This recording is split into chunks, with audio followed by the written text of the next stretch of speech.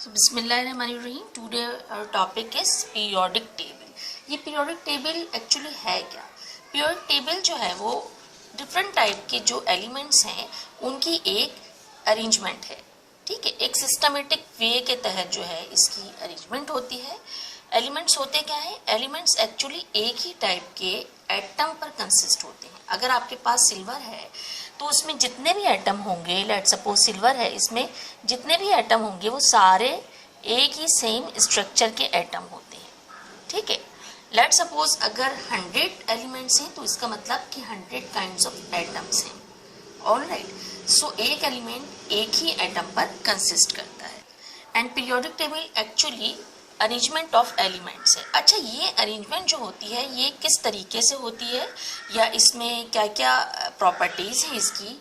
सबसे पहले तो इसको ये समझ लीजिए कि ये जो अरेंजमेंट होती है ये एटॉमिक नंबर के तहत होती है। जितनी भी अरेंजमेंट है इसको आपने एटॉमिक नंबर के तहत यहाँ पर अरेंज किया गया है।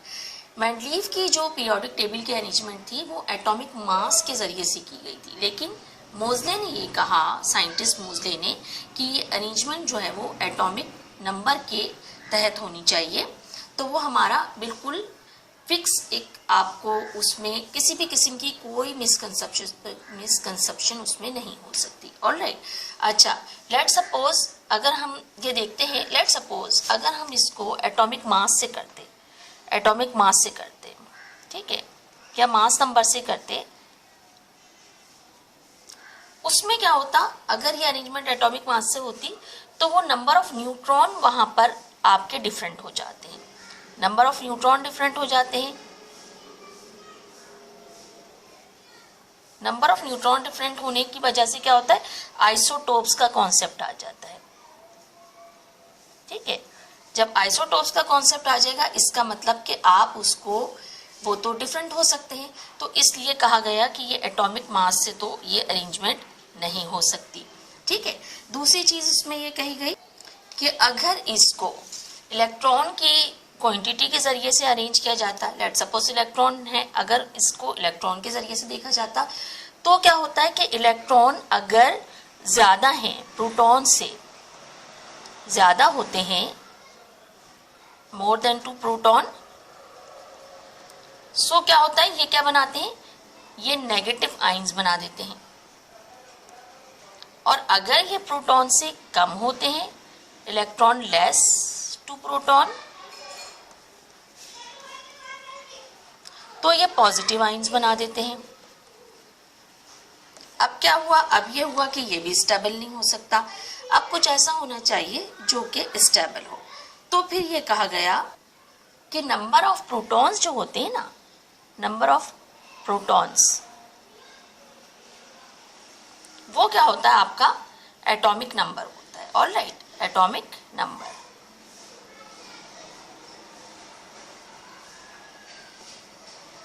अच्छा, और ये हमेशा स्टेबल रहता है, यूनिक होता है, हमेशा स्टेबल रहता है और चेंज नहीं होता। प्रोटॉन्स कभी भी एटम से नहीं निकलेंगे, इलेक्ट्रॉन्स निकल जाते हैं, प्रोटॉन नहीं निकल सकते, न्यूट्रॉन चेंज हो जाते हैं, जो कि आइसोटॉप्स का आपको कॉन्सेप्ट देते हैं, लेकिन ये चीज़ हमेशा सेम रहती है। तो फिर ये कहा गया कि पीरियोडिक टेबल जो है वो नंबर ऑफ प्रोटॉन्स या एटॉमिक नंबर के ज़रिए से अरेंज किया जाए।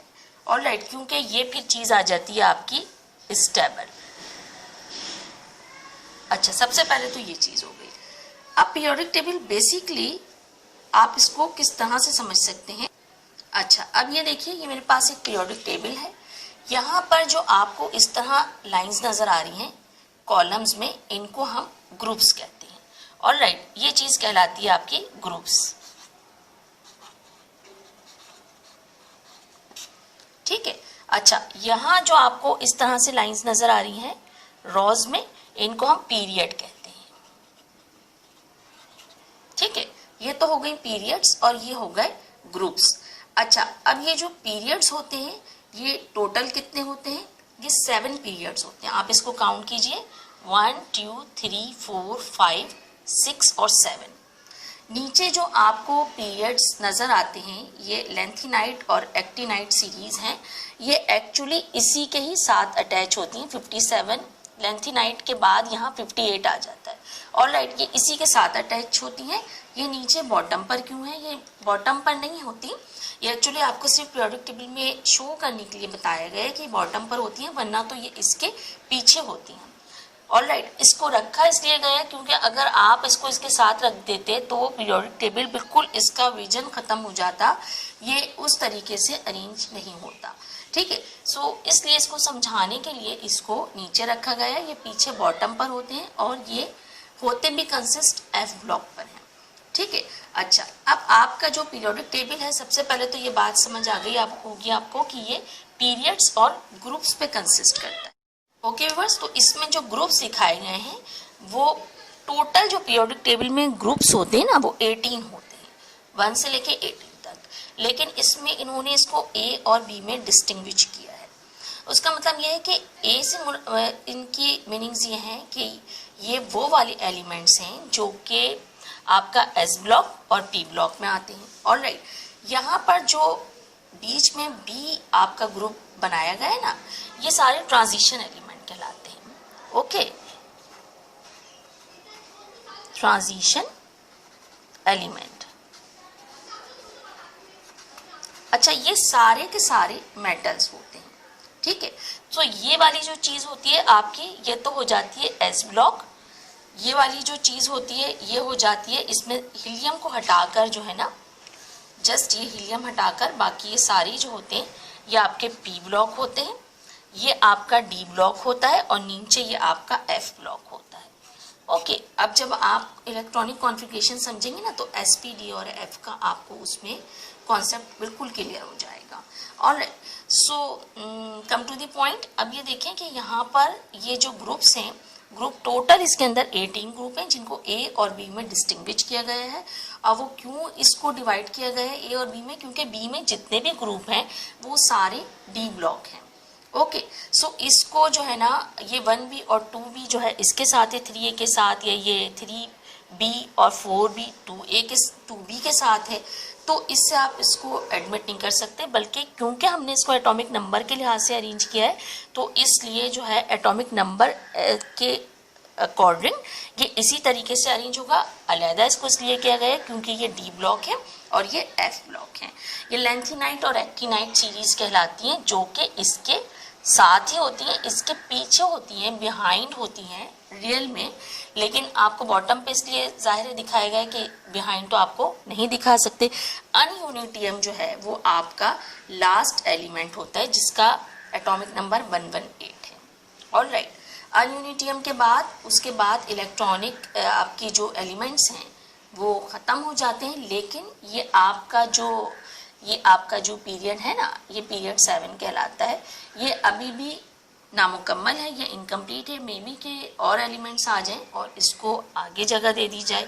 ओके, अच्छा, अब इसको हम ये समझते हैं कि इनको एक ही ग्रुप्स में क्यों रखा गया या इनको एक सेम पीरियड में। हमें क्या पता कि हमने जो है पोटेशियम के साथ कैल्शियम को ही क्यों रखा गया, रुबीडियम को भी हम रख सकते थे। ये तो हमें पता है कि हमने इसका एटॉमिक नंबर के तहत रखा गया। लेकिन इसमें अगर ये एक पीरियड में है या एक ग्रुप में है तो इसकी भी कोई ना कोई प्रॉपर्टीज़ होंगी जिसकी वजह से इसको ऐसा रखा गया है।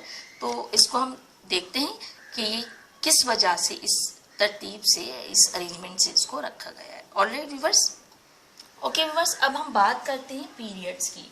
तो हम पीरियड 1 की बात करते हैं। तो इसको यहाँ पर देखिए, अगर आपने पीरियड 1 की बात करेंगे तो पीरियड 1 में सिर्फ आपका एक हाइड्रोजन आ रहा है और साथ ही आपका हीलियम आ रहा है। तो हमने इसको पीरियड 1 में क्यों रखा हाइड्रोजन और हीलियम को? इनमें ऐसी कौन सी सेम प्रॉपर्टी थी जिसकी वजह से हमें रखा गया? हमने इसको रखा। पीरियड का मतलब ये होता है कि वो उनके जो शेल होते हैं वो सेम होते हैं, same shells. Alright, let's suppose अगर मेरे पास हाइड्रोजन है तो आपको पता होगा हमने इसकी डिवीजन की थी KLMNOP and so on, right. तो हाइड्रोजन के लिए देखें, आपको पता है हाइड्रोजन का नंबर क्या होता है? 1 होता है। तो ये कौन से शेल में आएगा? जस्ट K शेल में आएगा। ऑलराइट, आगे चलिए, हीलियम है, हीलियम का नंबर 2 है, तो ये भी कौन से शेल में आएगा? K शेल में आएगा। ओके, अच्छा, अब इसको मजीद आगे लेकर चलते हैं। लेट सपोज हमारे पास दूसरे पीरियड में आइए, हमारे पास लिथियम है। सेकेंड पीरियड में देखिए हमारे पास लिथियम है और बेरिलियम है। आप खुद इसको देखिए कि लिथियम जो है, लिथियम का हमारे पास नंबर क्या है, 3 है। तो ये कौन से शेल्स में आएगा, के और एल। ओके, हमें पता है कि के में कितने इलेक्ट्रॉन होते हैं, 2 इलेक्ट्रॉन होते हैं ज़्यादा से ज़्यादा। एल में 8 इलेक्ट्रॉन होते हैं। यहाँ पे 3 इलेक्ट्रॉन्स की बात हो रही है लिथियम में। तो ये हमारे पास के और एल 2 शेल्स में आ जाएगा। ऑल राइट, क्योंकि तीसरा जो इलेक्ट्रॉन होगा वो एल शेल में होगा। अच्छा, लिथियम के बाद आप ज़रा बेरिलियम की तरफ आइए, बी की तरफ आइए हमारा। सो बेरिलियम में देखिए, बेरिलियम का नंबर 4 है। ठीक है, अब बेरिलियम में भी सेम यही होगा हमारे साथ। लेट सपोज 4 इलेक्ट्रॉन है, इसका मतलब के और एल 2 शेल्स में आपका ये पूरा होगा। ठीक है, 2 इलेक्ट्रॉन इसमें आएंगे और 2 इलेक्ट्रॉन इसमें आएंगे। ओके, अब आप इसको करते जाइए इसी तरीके से मजीद, तो आपको उसका रिजल्ट वैसे ही मिलता चला जाएगा। लेट सपोज ओके, पीरियड 3 की तरफ आइए। पीरियड 3 में सबसे पहला जो आपके पास एलिमेंट है वो सोडियम है। सबसे आखिर में जाइए, ऑर्गन है। ऑल राइट, सोडियम का नंबर 11 होता है। ठीक है, सोडियम का नंबर 11 होता है। इसका मतलब इसमें इलेक्ट्रॉनों की तरतीब किस तरह से होगी, 2, 8 और 1। ठीक है, कितने शेल हो रहे हैं इसमें, यहाँ पर के, एल और एम। ऑल राइट, 3 शेल्स हो रहे हैं। अब ऑर्गन की तरफ आइए। ऑर्गन जो है हमारे पास, उसका नंबर क्या है, 18 है ऑर्गन में। देखिए इसका एटॉमिक नंबर 18 है। कितने शेल होंगे, इलेक्ट्रॉन्स कितने, 2, 8 और तीसरे उसमें कितने होंगे हमारे पास, 8। सही है, ये तो हो गए पूरे 18 इलेक्ट्रॉन। यानी कितने शेल में आ जाएगा ये भी, के, एल और एम। ठीक है, ये तो पीरियड 3 की बात हो गई। अब इसी तरीके से आप आगे जाते जाइए, पीरियड 4 में आ जाइए।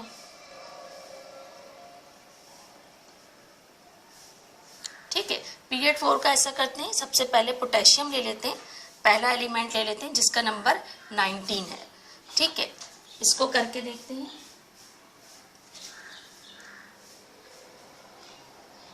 पोटेशियम का नंबर क्या है, 19 है। तो इसमें इलेक्ट्रॉन कितने होंगे, 2, 8, 8, 1। ठीक है, अब ये 4 शेल्स में आ रहा है। ऑल राइट, के, एल, एम एंड एन। सबसे आखिरी वाले में जाइए, पोटेशियम के साथ क्या है, क्रिप्टॉन है। क्रिप्टॉन का नंबर 36 है एटॉमिक नंबर। तो क्रिप्टॉन की किस तरीके से होगी, इलेक्ट्रॉन्स इसमें किस तरह से होंगे, 2, 8, 18 एंड 8। ऑल राइट, सो ये भी इसी तरह से होगा, 4 शेल्स में होगा, K, L, M and N. Okay, तो आप इसको देखें कि ये कितनी सिंपल तरीके से इसकी इन्होंने इसका डिस्टिंग्विश किया है कि अगर आपने पीरियड के हिसाब से उसको रख रहे हैं तो वो पीरियड का मतलब ये होता है कि सेम शेल है। आप इसको आगे और ज़्यादा भी कर सकते हैं, मज़ीद अगर आप चाह रहे हैं तो इसी तरीके से आप मज़ीद ऐसा करें। रुबीडियम की तरफ आ जाते हैं। ये देखिए, रुबीडियम आपका पीरियड 5 में मौजूद है और इसका जो नंबर है वो 37 है। इसकी करके देखते हैं हम। हमें पता है कि पहले शेल में कितने इलेक्ट्रॉन आते हैं, दूसरे में कितने। ये तो आपको जाहिर सी बातें काउंटिंग पूरी वो हो गई होगी। 2, 8, 18, नंबर इसका 37 है। 2, 8, 18, 8 और 1। ठीक है, अब इसके शेल्स कितने हो गए, 5 हो गए, के, एल, एम, एन और ओ। अब इसी पीरियड 5 में ज़रा आगे जाइए, लास्ट में जीनोन आपको नज़र आ रहा होगा। ये देखिए 54 जीनोन। ज़रा जीनोन की करके देखते हैं कि इसमें नंबर ऑफ शेल्स कितने हो सकते हैं। 2, 8, 18, 18 और 8। ठीक है, तो ये जीनोन का हमारा नंबर 54। तो यहाँ पे भी देखिए शेल्स कितने हैं, के, एल, एम, एन और ओ। तो ये अकॉर्डिंग टू शेल जो है पीरियड में इसको वो करके दिया गया है। मैंने आपको जस्ट पीरियोडिक टेबल में जो पीरियड का जो पहला एलिमेंट आ रहा था उसका, और जो लास्ट एक ही पीरियड में जो एलिमेंट आ रहा था उसका करके दिखाया है आपको। आप चाहें तो दरमियान की उसमें भी एलिमेंट्स का कर सकते हैं, तो आपको सेम शेल ही नजर आएगा। यानी कि इसमें पीरियड का मतलब ये होता है सेम शेल, यानी इनका जो एटॉमिक स्ट्रक्चर होगा ना शेल की वजह से वो सेम होगा। सही है, एटॉमिक स्ट्रक्चर सेम होगा, सेम। तो इसलिए इसको हमने कहा कि ये एक ही पीरियड में होते हैं।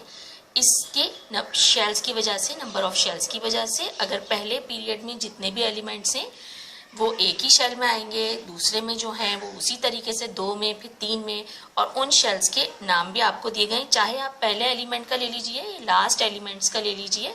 ठीक है, अगर कहीं कहीं कोई थोड़ी सी चेंजिंग भी होती है तो वो उनके एटॉमिक नंबर की वजह से, हाई एटॉमिक नंबर की वजह से शेल की चेंजिंग हो जाती है।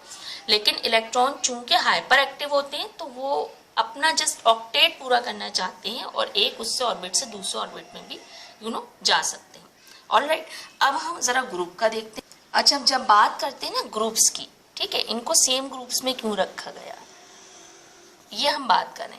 जब सेम ग्रुप में रखने की बात करते हैं तो उसमें आप इसका मतलब ये होता है कि एक एलिमेंट जो होता है ना उसके वैलेंस शेल में इलेक्ट्रॉन्स कितने हैं, वैलेंस शेल में इलेक्ट्रॉन्स की तादाद कितनी है, इसलिए उसको सेम ग्रुप में रखते हैं। लेट सपोज अब मैं सबसे पहले 1A ग्रुप को ले लेती हूँ, हाइड्रोजन ले लिया मैंने।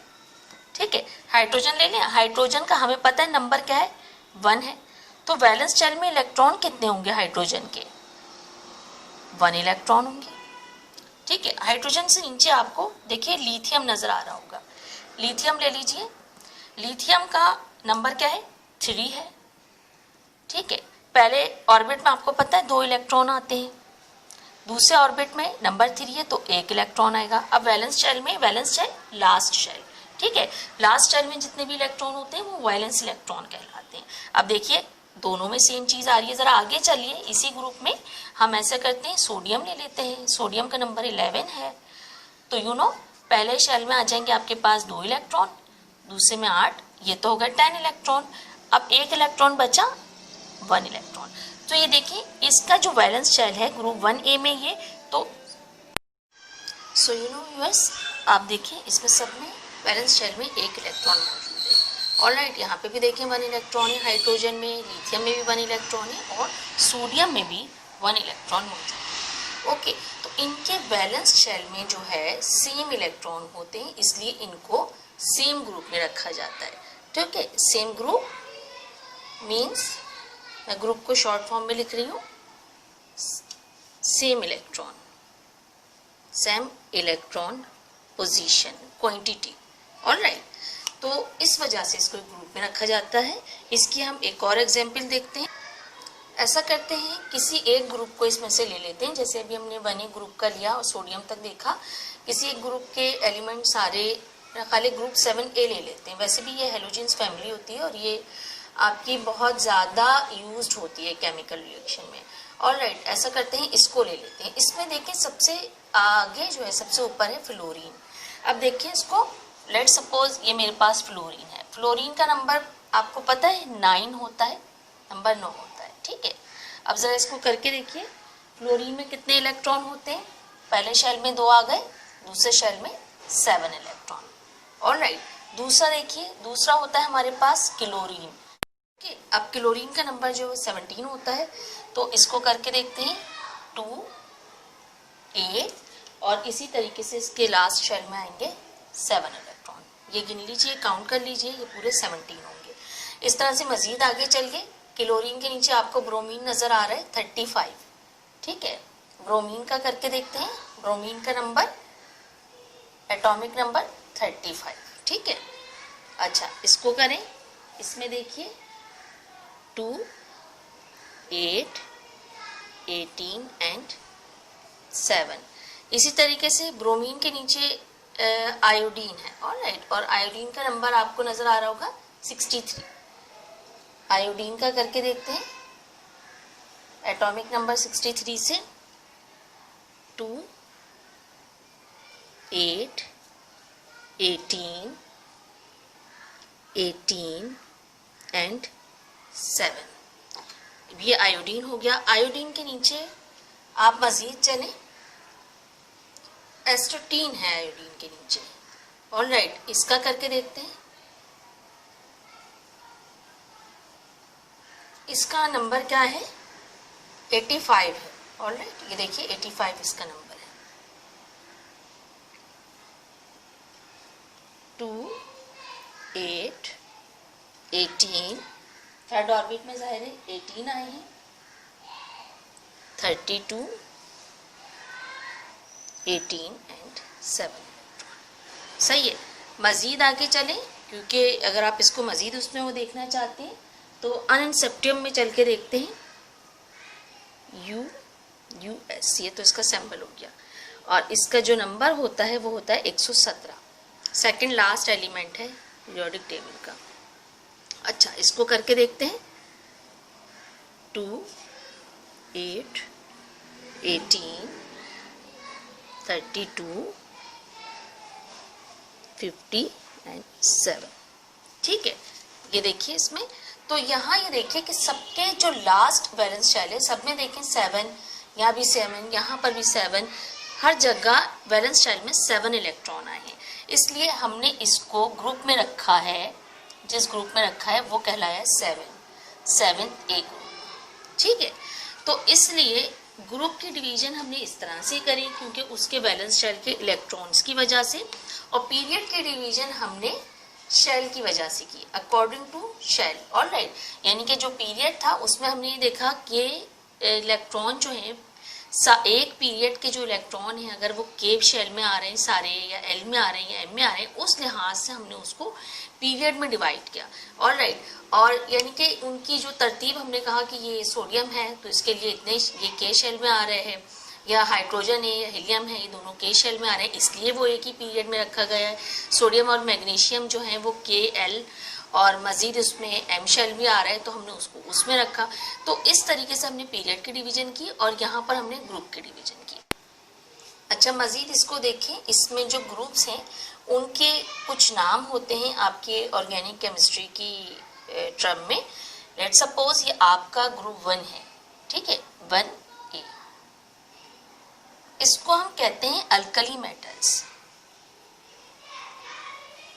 अल्कली मेटल्स, ऑलराइट, सारी मेटल्स होती हैं। अल्कली मेटल्स से मुराद ये होती है कि इनकी जो पीएच होती है ना वो 7 से ज़्यादा होती है, बेसिक होती हैं। ऑलराइट, इसको हम अल्कली मेटल्स कहते हैं।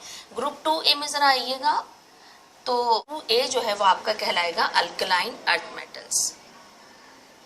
ओके,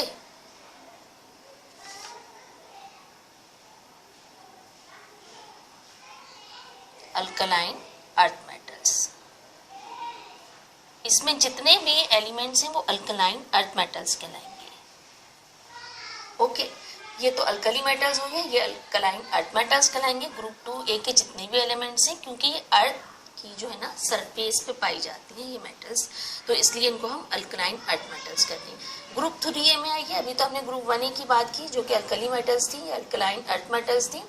ग्रुप 3A में आइए, ग्रुप 3A जो है वो वहाँ पे देखिए आप सबसे ऊपर बोरोन है, इसका कोई खास नाम नहीं है स्पेसिफिक, तो हम इसको कहते हैं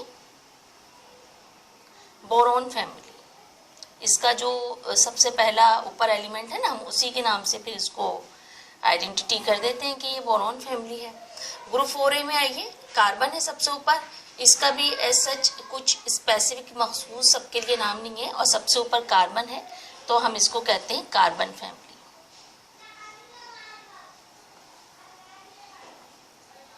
ऑलराइट, अच्छा, अब मजीद आइए आप ग्रुप 5A में आइए, यहाँ पे नाइट्रोजन है सबसे ऊपर, इसको हम कहते हैं नाइट्रोजन फैमिली।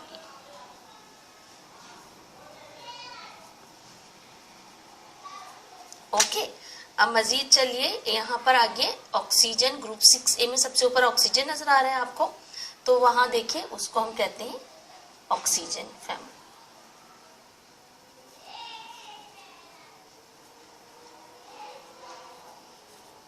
ऑलराइट, ग्रुप 7 में आइए, इसको हम कहते हैं हेलोजन फैमिली। ठीक है, यहाँ पे फ्लोरीन सबसे ऊपर है, लेकिन इसका एक नाम है जिसको हम कहते हैं हेलोजन। तो ये हेलोजन फैमिली कहलाती है। तो ग्रुप 7A हमारे पास आ गया हेलोजन फैमिली।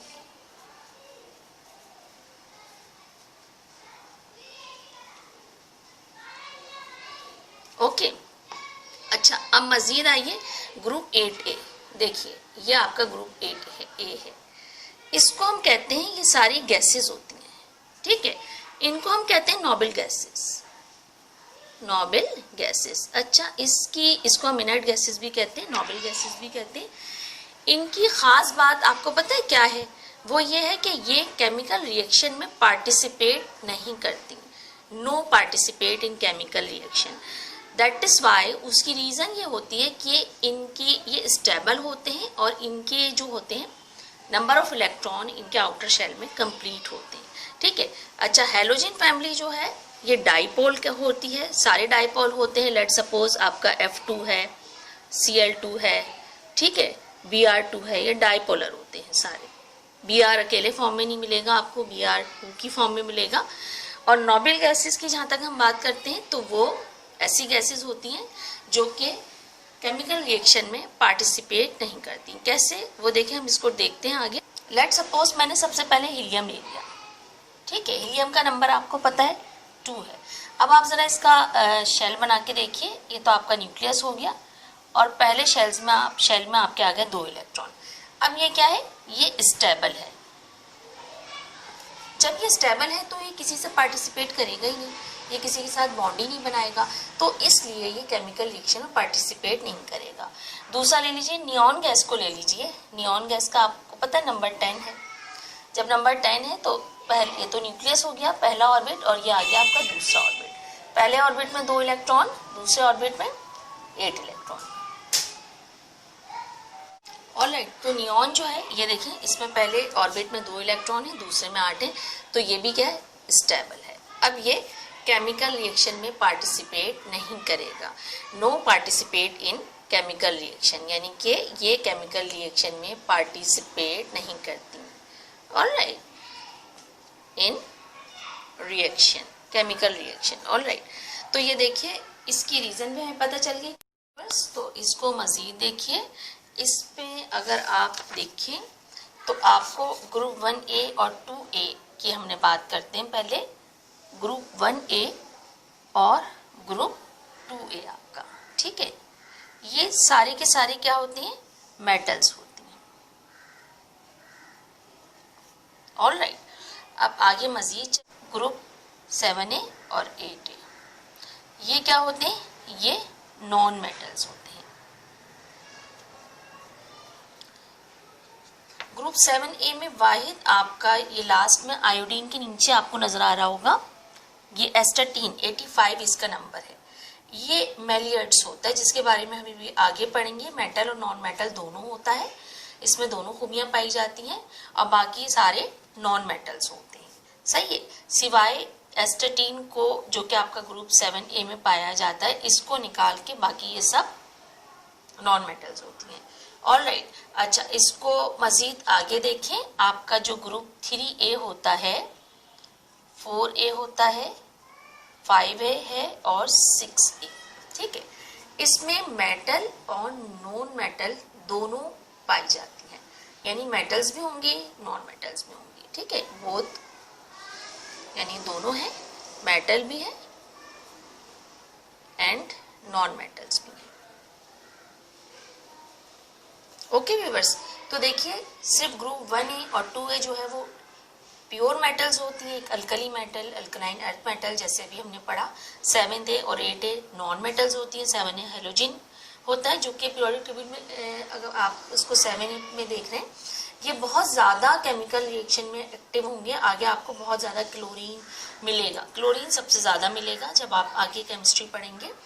अच्छा, इसके बाद 8A जो है सारी नॉबल गैसेस होती हैं, लेकिन वाहिद 7A में एस्टाटीन है जो कि मेलियर्ड्स होता है, इसके बारे में अभी हम आगे पढ़ेंगे। ऑलराइट व्यूअर्स, अच्छा ग्रुप 3A, 4A, 5A और 6A जो है, इनमें आपको मेटल्स भी मिलेंगी और नॉन मेटल्स भी मिलेंगे।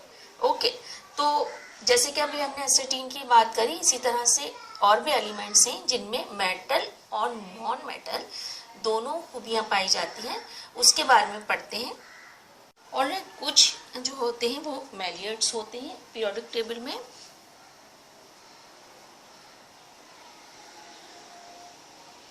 इसका मतलब क्या है?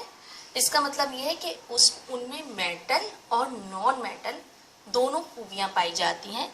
वो बेक वक्त मेटल भी होते हैं एंड नॉन मेटल भी होते हैं। ओके, इसको हम सेमीकंडक्टर भी कहते हैं, सेमीकंडक्टर भी कहते हैं। ठीक है, क्योंकि आपको पता है मेटल जो होती है एक बहुत अच्छा जो है अच्छी कंडक्टर होती है, नॉन मेटल तो नहीं होती, तो ये सेमीकंडक्टर कहलाते हैं। अब वो कौन कौन से हैं जो कि सेमीकंडक्टर कहलाते हैं और जिनमें दोनों खूबियां पाई जाती हैं? आपको पता है 1A और 2A तो टोटल मेटल होता है, ठीक है। 7A और 8A टोटल नॉन मेटल होता है, इसकी तो हम बात नहीं कर रहे। बीच में हमने कहा था कि 3A से लेके 7A तक जो है इसमें मेटल और नॉन मेटल दोनों हो सकते हैं, लेकिन कुछ ऐसी हैं जो कि मेलियट्स कहलाती हैं, उनमें मेटल और नॉन मेटल दोनों प्रॉपर्टीज पाई जाती हैं। ब्लॉक डी तो ट्रांजिशन एलिमेंट है, वो तो सारे मेटल होते हैं, और एफ ये सब ट्रांजिशन में आते हैं, तो इसकी तो हम उस डी ब्लॉक की या ब्लॉक की वजह से इसको हम इस चीज़ में कंसिडर नहीं करते। तो अब ये देखिए ग्रुप 3A में से कौन सा होगा जो कि मेलियट्स है, जो कि सेमीकंडक्टर है। उसमें आपका सबसे पहले तो बोरॉन, ये देखिए ग्रुप 3A में बोरॉन और एल्यूमिनियम आते हैं। ग्रुप 3A में बोरॉन और एल्यूमिनियम आते हैं, ठीक है, जो कि मेटल और नॉन मेटल दोनों होते हैं। ग्रुप 4A में आइए, ग्रुप 4A में हमारे पास जो है वो सिलिकॉन और गैलियम। ग्रुप 4A की अगर हम बात करते हैं तो सिलिकॉन और गैलियम जो है वो मेटल और नॉन मेटल दोनों में प्रॉपर्टीज पाई जाती हैं। ओके, अब ग्रुप 5A में आइए। ग्रुप 5A में हमारे पास है, ऑलराइट व्यूअर्स, ग्रुप 5A में हमारे पास है आर्सेनिक। यहाँ पे देखिए ग्रुप 5A आर्सेनिक, ये जो आपको नजर आ रहा है, और थर्ड पीरियड में और एंटीमनी Sb, ठीक है। अच्छा, okay viewers, and otherwise group 7A, group 7A में है एस्टेटिन। ऑलराइट, सो ये सारे मेलियट्स होते हैं जो कि मेटल और नॉन मेटल दोनों होते हैं, सेमीकंडक्टर होते हैं। इसके अलावा इनमें जो है वो इनकी जो स्पेशलिटी होती है वो ये होती है कि इनके जो ऑक्साइड्स होते हैं ना वो एम्फोटेरिक होते हैं।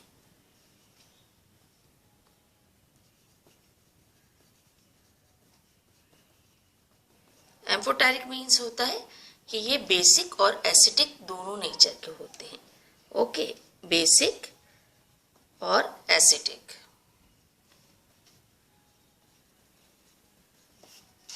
ऑलराइट व्यूअर्स, इस तरह से हमारा ये पीरियोडिक टेबल जो है वो कंप्लीट होता है, जो कि आपका वैसे अगर आप इसको काउंट करें तो 18 ग्रुप्स इसके हैं, लेकिन क्योंकि हमने इसको ए और बी अलग अलग उसको डिवाइड किया है, जस्ट इस वजह से क्योंकि बी हमारे ट्रांजिशन एलिमेंट हैं, डी ब्लॉक है, इसी के पीछे एफ ब्लॉक भी आता है।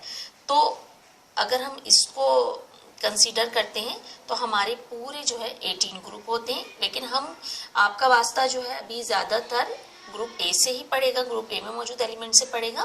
तो ग्रुप 1A से लेके 8A तक एलिमेंट रहेंगे आपके। ये टोटल इसलिए 8 ग्रुप्स हम इसको कहते हैं कि अगर हम जस्ट ए ग्रुप की बात करें, ठीक है। पीरियड्स 7 होते हैं, अगर आप इसको काउंट करें यहाँ से तो ये पूरे 7 होंगे। ये जो आपको लेंथीनाइट और एक्टिनाइट सीरीज नजर आ रही है ना, ये इसी में ही शामिल है, इसके पीछे होंगी ये। ओके, वो सिर्फ आपको शो करने के लिए नीचे बॉटम में इसको दिया गया है। इसके अलावा पीरियोडिक टेबल डिवाइड होता है हमारा पीरियड और ग्रुप में डिवाइड होता है, और इसके साथ साथ भी आपको ये ग्रुप्स भी नज़र आ रहे हैं इसी तरह से, जो कि ट्रांजिशन एलिमेंट रहते हैं। और मज़ीद अगर हम इसको देखें तो ये इसके डिफरेंट ब्लॉक्स होते हैं। आपका ये जो अगर 1A है, क्योंकि अभी आप इलेक्ट्रॉनिक कॉन्फ़िगरेशन पे जैसे आप जाएंगे ना, आपको SPDF से आपका जो है वो इंट्रोडक्शन होगा, इलेक्ट्रॉनिक कॉन्फ़िगरेशन होती है ये। तो यहाँ पे NS1 होगा, NS2 होगा। यहाँ पे अगर आप P ब्लॉक में आते हैं तो यहाँ पे जो है NP1 होता है, NP2, NP3, NP4, इस तरीके से आगे जाता जाता है यहाँ तक के ये आपका NP6 होता है, 8A ग्रुप जो है, ठीक है। ये P ब्लॉक होता है, यानी इसमें जो भी एलिमेंट आएंगे ना वो इलेक्ट्रॉनिक कॉन्फ़िगरेशन में P ब्लॉक में आते हैं। ओके, अब ये D ब्लॉक में आते हैं, इनकम्प्लीट हैं, होते हैं, कलर्ड होते हैं बहुत ज़्यादा। और F ब्लॉक एलिमेंट भी जो होते हैं ये ट्रांजिशन एलिमेंट होते हैं। अच्छा, ये जो है ये आपको सारी मेटल्स मिलेंगी, ऑलराइट, ये सब मेटल्स होते हैं। अच्छा, और इसके अलावा हमने ये चीज़ भी पढ़ी कि इसमें से कौन से ऐसे होते हैं जो कि मेलियट्स होते हैं, जो कि मेटल्स और नॉन मेटल्स बोथ दोनों में शुमार किया जाता है जिनको। ओके व्यूअर्स, तो इसको आप एक दफ़ा जस्ट इसी तरीके से आप इसको देख सकते हैं। और आपने ये भी देखा कि इसमें पीरियड में आप इसको क्यों रखते हैं, उनके शेल की वजह से रखते हैं, वो एक ही शेल्स में आ रहे होते हैं। ग्रुप में क्यों रखते हैं, क्योंकि वैलेंस शेल में इलेक्ट्रॉन्स की तादाद सेम होती है। चाहे आप बात करें, हमने हेलोजन की पूरी फैमिली के बारे में देखा, फ्लोरीन में भी लास्ट में 7 इलेक्ट्रॉन आ रहे थे, और बस सेप्टियम में भी लास्ट में वही इलेक्ट्रॉन आ रहे थे। इसका नंबर जो है 117 है। तो इस तरीके से जो है आपने इसको पढ़ा, इसकी डिवीजन कैसे होती है, इसको क्यों रखा गया, एटॉमिक नंबर के लिहाज से क्यों रखा गया, क्योंकि नंबर ऑफ प्रोटॉन की हम बात करते हैं। नंबर ऑफ प्रोटॉन एक स्टेबल है, वो चेंज नहीं हो सकते। इलेक्ट्रॉन्स चेंज हो जाते हैं तो आइंस बन जाते हैं, पॉजिटिव और नेगेटिव। अगर वो प्रोटॉन से ज़्यादा है तो नेगेटिव आइंस होंगे, अगर इलेक्ट्रॉन की क्वांटिटी किसी एटम में प्रोटॉन से कम है तो पॉजिटिव आइंस होंगे। न्यूट्रॉन चेंज हो जाते हैं और आइसोटोप्स का आपको वहाँ से कॉन्सेप्ट मिलता है, मतलब नंबर ऑफ न्यूट्रॉन्स बढ़ जाते हैं प्रोटॉन से, या तो बराबर होते हैं, बढ़ जाते हैं, तो वहाँ वो आइसोटोप्स बनते हैं। ऑलराइट व्यूअर्स, लेकिन प्रोटॉन जो होता है ना वो स्टेबल है, इसलिए इसको एटॉमिक नंबर के लिहाज से, इसीलिए हमने प्रोटॉन, नंबर ऑफ प्रोटॉन को एटॉमिक नंबर कहा गया, और उसी के लिहाज से पीरियोडिक टेबल जो है आपकी फॉर्मेशन इसकी। ओके व्यूअर्स, इसको जो है एक दफ़ा इसको रिवाइज कर लीजिएगा, it's very interesting but some little bit lengthy. Alright viewers, good luck and goodbye.